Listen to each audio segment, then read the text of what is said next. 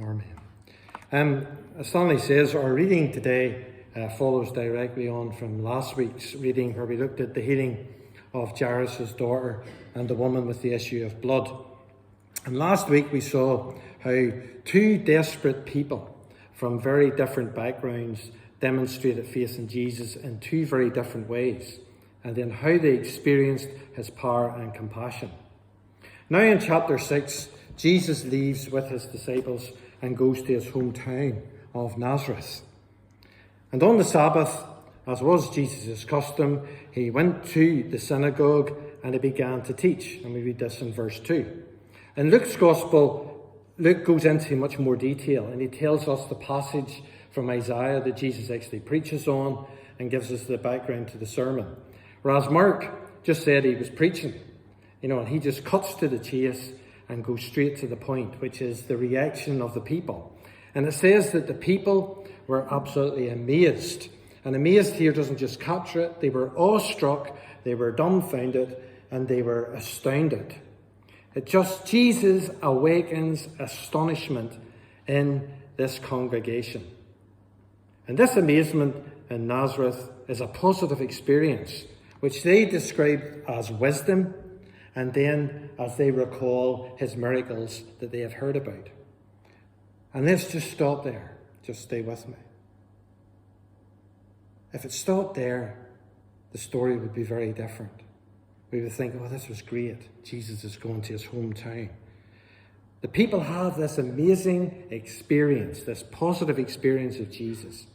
They've heard all about the miracles, but it doesn't take time to take root. And within a blink of an eye, they immediately begin to question the experience that they have. And they begin to question him. And they ask, really, where did this man get these abilities to preach and talk like this? They do not let that positive experience stir faith in them, or they even hearing about the miracles. Unlike Jairus and the woman who was healed with the issue of blood, they had heard about Jesus. And that's what stirred the faith in them to go to him. Instead, the people in Nazareth, their natural faith and trust is interfered with. It's like they overwrite the natural trust and faith. And it says in verse 3, and instead they took offence at him. So Jesus is preaching here. They are amazed at his wisdom. They know about his miracles and his reputation, and instead they took offence at him. Last week when I was talking, I said about how faith is natural. So often we think faith isn't natural. We think it's something that comes from here. I mean, ultimately all faith comes from God. But faith in itself is natural. The psychologist Erik Erikson argued that trust and faith are the building blocks of all human development. It's like children are born trusting. Because what else can they do? They have to trust. And faith is natural in the sense that in terms of the good old Protestant Reformation, the idea is that the just shall live by faith, that we live by faith. And last week I gave you a couple of examples.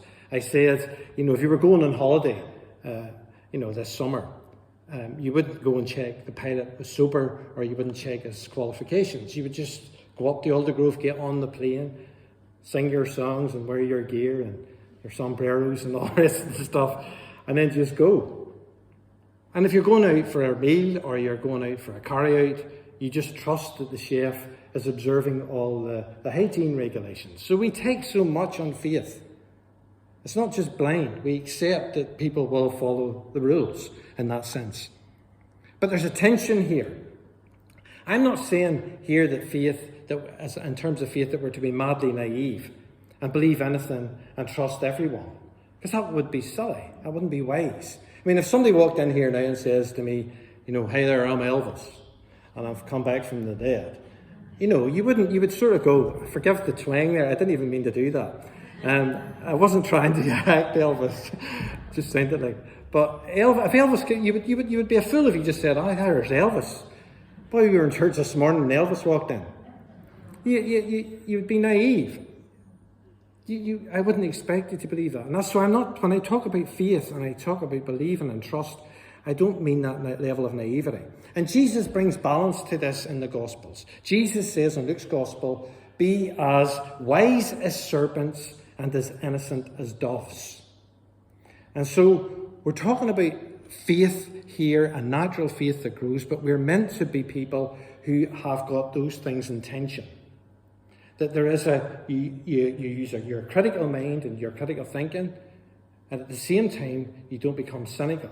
And some psychologists have put it like this: what we really want is a spirit of openness, a heart of openness. And in between, openness is in between this extreme, complete gullibility, where you believe everything. There's fairies at the bottom of the garden, maybe there are, I don't know. Or over here where you become totally cynical, and you believe that everybody's just trying to wipe your eye or take the hand out of you. And you hold those two extremes are not where we want to live. Being cynical and being gullible, but being open. And that's mature wisdom. And that's what the journey of faith is all about. So when I talk about faith, I mean that sense of openness between those two. Okay. The thing about us human beings are that we seem to become wired for threat and cynicism. It seems that we start out maybe a bit gullible, and then we get life just kicks us in the stomach, and then we become cynical. And it just seems to come as you grow older. And I hate it when I hear it in myself. I hate it when cynicism starts to rise, especially as you get older and you start looking at the youth and younger people who've got fresh life, and you can become cynical as you get older, and maybe a bit of gullibility at the beginning of life.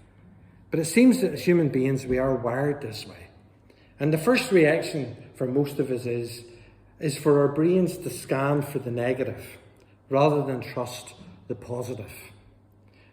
I mean, people in life prefer avoiding loss. You want to hold on to what you've got rather than making gains. You want to hold on to what you have rather than take a risk and just lose it all. It's just the way we become over time. Now, there are individual differences here. Some of you this morning will feel that you're a bit more on the gullible side. Some people may feel they're a bit more on the cynical side. But there are individual differences as far as this is concerned. But generally speaking, as human beings, we tend to let the positive experiences of life drift away.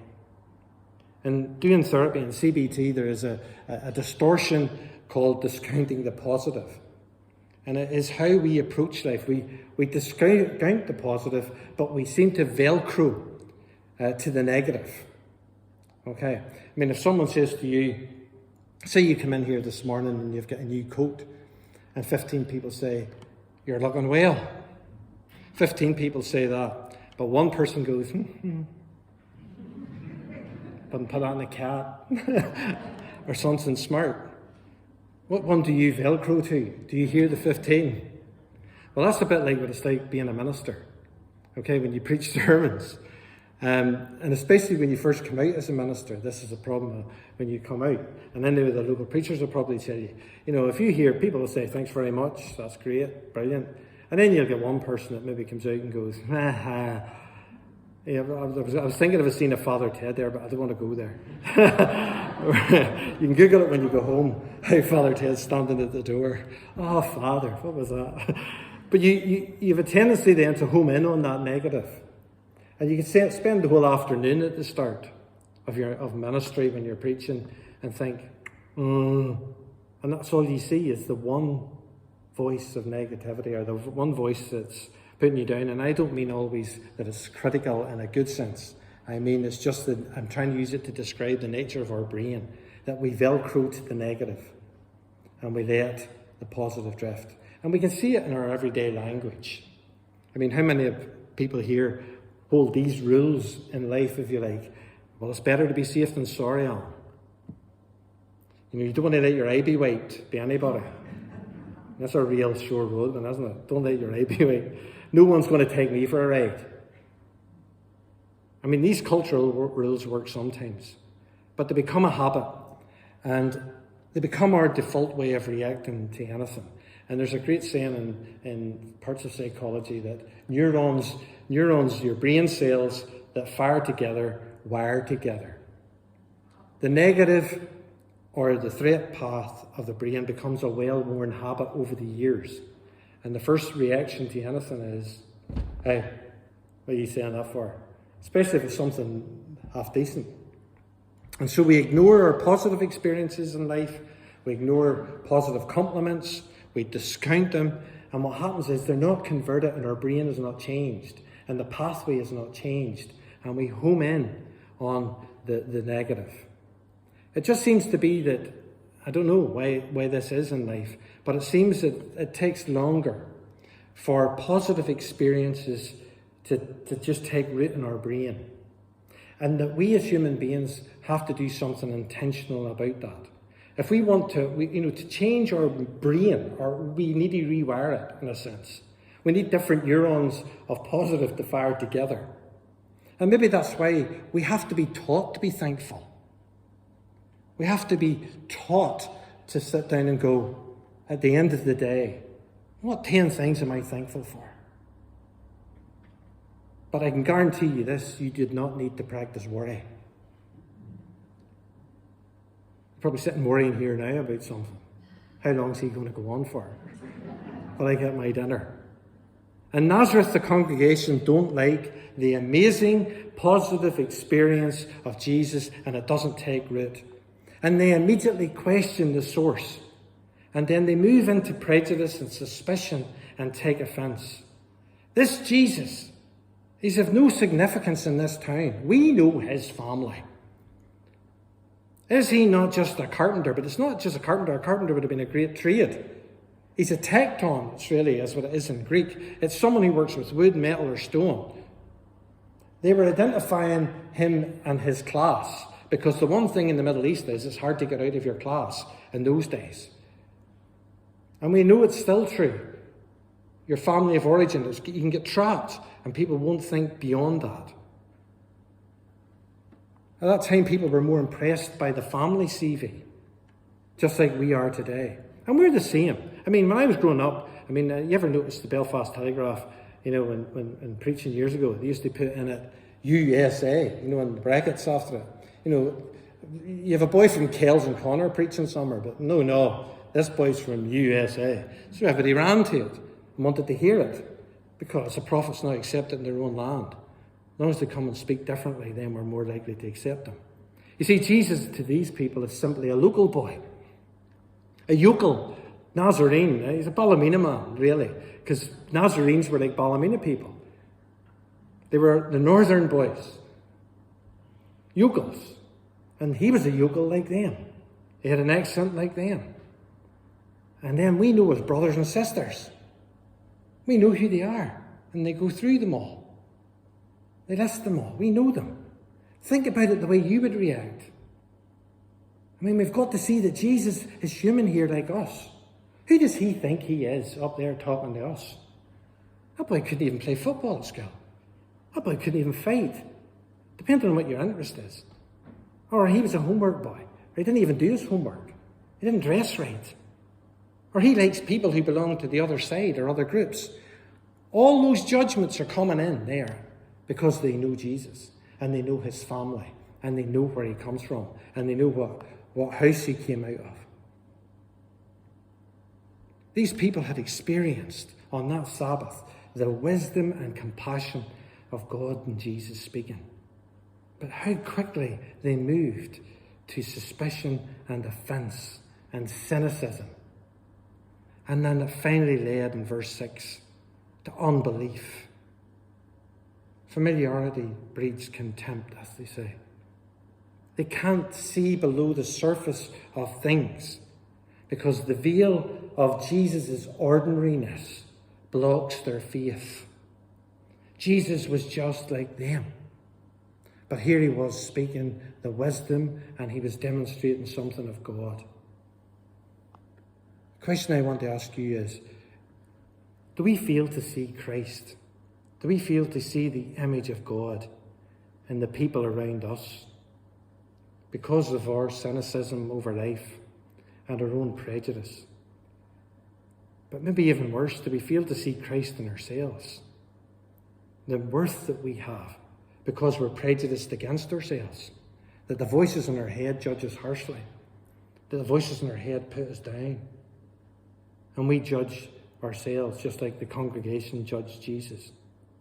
Maybe we can't hear wisdom and trust and be open-hearted because of the snobbery that we have inside. And that can be different types of snobbery, that we are better than him or her.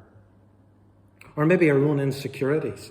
There's a great phrase in John chapter 1 where it says, can any good thing come out of Nazareth? Nazareth had a reputation. And so maybe the people of Nazareth couldn't believe that anything good could come out of their town. Maybe it was their own lack of confidence that led to unbelief. Maybe they just thought, we know who Jesus is. Where's he talking all this stuff from?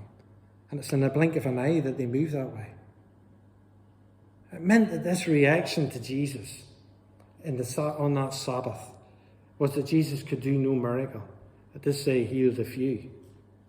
And Luke records that they even tried to kill him. I mean, that's how offended they were. Now, we may not try and kill, whether it's ourselves in the sense of putting ourselves down, or other people's reputation, but what we do is we huff, which is a form of killing. I'm not speaking to you. You don't exist to me. I'm not saying you're taking a gun out, but you're ghosting them because you can't deal with them, and you withdraw. Jesus himself is amazed at their unbelief. It's the only thing that Jesus is amazed at. He's amazed. He's going, what? Why are you trying to kill me? Why are you doing this? He can't believe that they will not hear and accept the good news. To change their mind about God and accept God's acceptance and live openly and be free.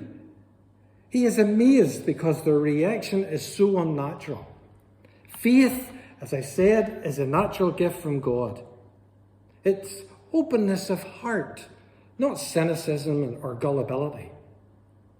But the Nazarenes, like us, prefer to keep their prejudice and their suspicions because it's better to be safe with what you know. Cling to what you know rather than risk winning and getting the pearl of great price. Because faith always involves some risk. Just like we saw last week with the woman and Jairus' daughter. Faith and openness looks beyond the surface.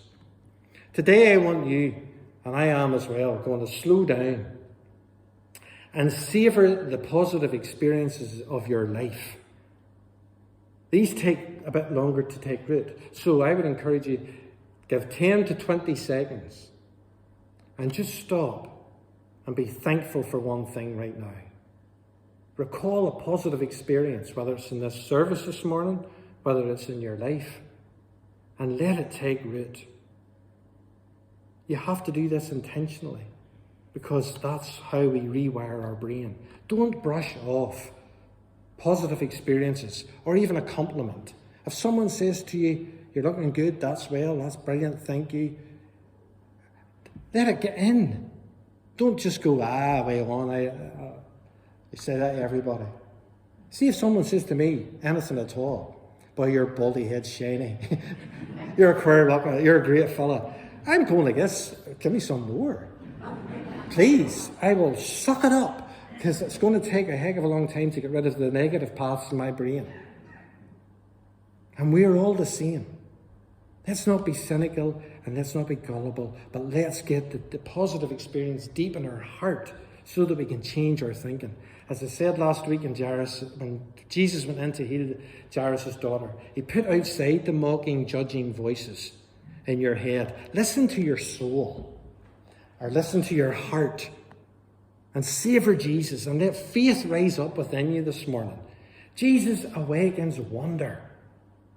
Don't just dismiss the wee tugs in your heart this morning. They're like a butterfly. They're just gentle. The Spirit of God is gentle. Aggressiveness comes from the negative thing. But the Spirit of God is very, very gentle and woos you. And there's wee tugs going on inside your heart. But before you have a chance to let those things go in, there's a negative voice going, load out rubbish, nonsense, not having that. Somebody will wipe my eye if I don't stay on the game. That's what we do. It's how we respond. Listen to your soul, not your ego this morning. Be set free. Practice rewiring your brain every day. Or as Paul puts it, renew your mind. Stop and breathe. I'm encouraging you, let the positive experiences of life, no matter what it is, whether you're walking up the road, whether you're seeing beauty around you, don't dismiss people. They're all made in the image of God, even the people that you know well. The spiritual journey is about rewiring our brains from cynicism to openness, from suspicion to faith, from taking offense to welcome. Welcome, openness, and that's what we learn from Nazareth. Let us pray.